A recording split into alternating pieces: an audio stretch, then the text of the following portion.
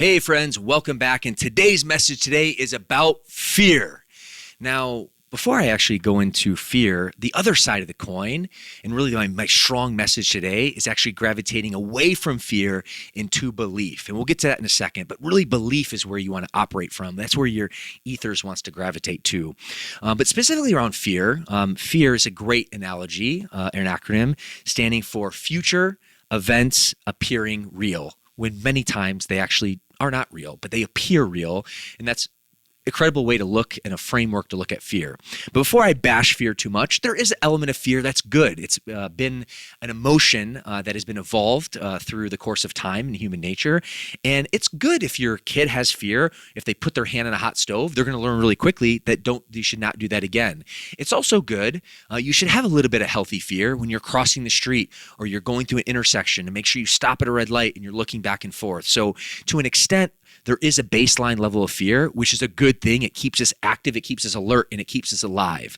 But the problem is fear can also grip us. It can really create a situation where it's analysis by paralysis, and it literally can lock us in from really living the life that we want to pursue. And that's really what we want to avoid.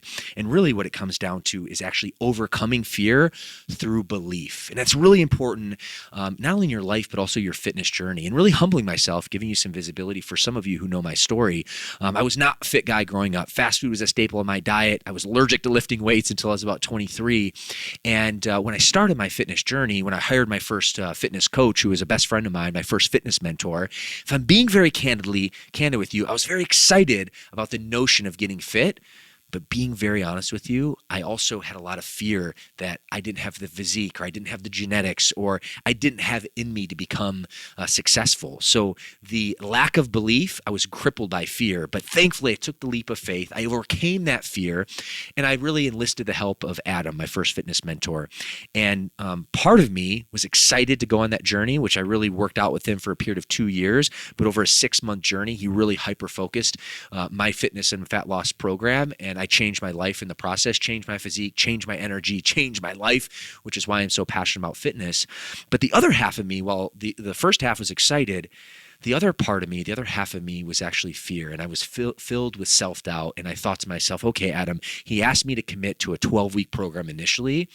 And part of me thought, you know what, I'm going to do this. And when this doesn't work for me, at least I can say I tried. It's because I didn't have that belief. And that belief is so important. But really, that's the value of what we do here at Fit Body Bootcamp. We are your fitness coaches. We are your fitness mentors. And just like Adam did for me, I borrowed off Adam's belief that I too could be fit, until one day I woke up about 6 months through my journey. I saw my physique. I saw the changes, and I realized, holy smokes, I actually believe in myself.